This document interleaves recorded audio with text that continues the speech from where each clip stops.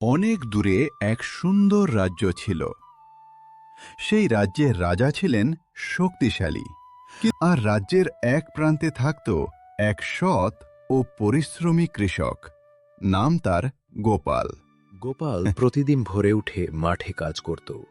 সে বিশ্বাস করত পরিশ্রমী মানুষের আসল সম্পদ। এই মাটিই আমার জীবন, যত কষ্টই হোক সৎ পথে একদিন থাকি। রাজদরবারে রাজা ঘোষণা করলেন, সব কৃষককে নতুন কর দিতে হবে।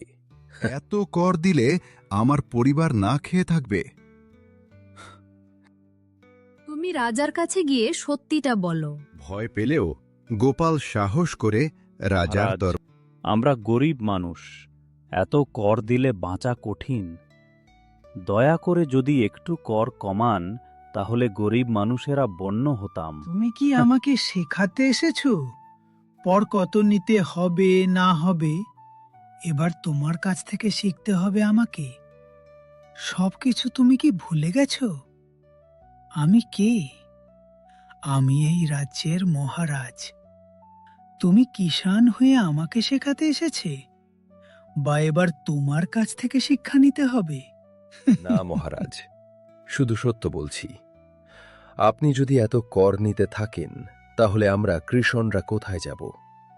দয়া করে আপনি করটা একটু কমিয়ে দিলে তাহলে আমাদের কিষানদের খুব উপকার হতো।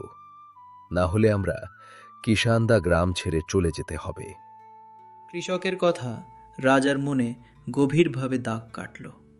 তিনি নিজের ভুল বুঝতে পারলেন। আমি বুঝতে পেরেছি, রাজা হওয়া মানে শুধু শাসন নয়, দায়িত্ব। রাজা কর কমিয়ে দিলেন এবং কৃষকদের সাহায্যের ঘোষণা করলেন।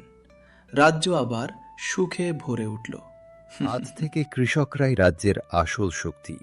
জয় হোক ন্যায়ের, এই গল্প আমাদের শেখায়, ক্ষমতা থাকলেই অহংকার নয়, ন্যায় আর সহানুভূতি একজন সত্যিকারের রাজাকে মহান করে।